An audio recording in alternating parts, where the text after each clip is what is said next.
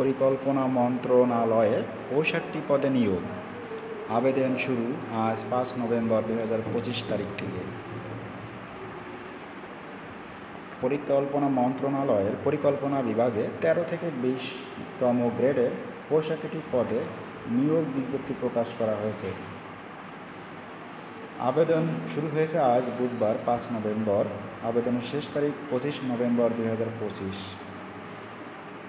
পদের নাম ও বিবরণ সম্পর্কে জেনে নিই।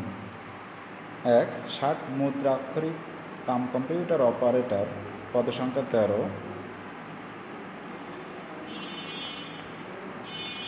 ২. কম্পিউটার অপারেটর, পদসংখ্যা ৪। শিক্ষাগত যোগ্যতা: কোনো স্বীকৃত বিশ্ববিদ্যালয় থেকে বিজ্ঞান বিভাগে বা স্নাতক বা সমমানের ডিগ্রি এবং কম্পিউটার মুদ্রাক্ষরে প্রতি মিনিটে বাংলায় ২৫ শব্দ ও ইংরেজিতে ৩০ শব্দের গতিসহ সংশ্লিষ্ট বিষয়ে স্ট্যান্ডার্ড অ্যাপটিটিউড টেস্ট এ উত্তীর্ণ হতে হবে। ৩. অফিস মুদ্রাক্ষরিক সহকারী কাম কম্পিউটার, পদসংখ্যা ১৯।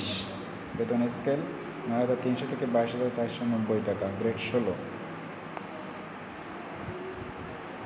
৪. অফিস সহায়ক, পদসংখ্যা ২৯। শিক্ষাগত যোগ্যতা ও অভিজ্ঞতা: কোনো স্বীকৃত বোর্ড থেকে মাধ্যমিক স্কুল সার্টিফিকেট বা সমমানের পরীক্ষায় উত্তীর্ণ হতে হবে। বেতন স্কেল ৮,২৫০ থেকে ২০,০১০ টাকা, গ্রেড ২০। বয়সসীমা ১৮ থেকে ৩২ বছর। ১ থেকে ৩ নম্বর ক্রমিকে উল্লিখিত পদের বিভাগীয় প্রার্থীদের ক্ষেত্রে বয়সসীমা ৪০ বছর পর্যন্ত শিথিলযোগ্য। আবেদন করার জন্য অংশগ্রহণকারী প্রার্থীদের পরিকল্পনা মন্ত্রণালয়ের ওয়েবসাইটে আবেদনপত্র পূরণ করতে হবে। ১ থেকে ৩ নম্বর ক্রমিকের জন্য পরীক্ষার ফি বাবদ ১০০ টাকা ও টেলিটকের সার্ভিস চার্জ বাবদ ১২ টাকা সহ সর্বমোট ১১২ টাকা। ৪ নম্বর ক্রমিকের জন্য পরীক্ষার ফি বাবদ ৫০ টাকা এবং টেলিটকের সার্ভিস চার্জ বাবদ ৬ টাকা সহ সর্বমোট ৫৬ টাকা প্রয়োজন।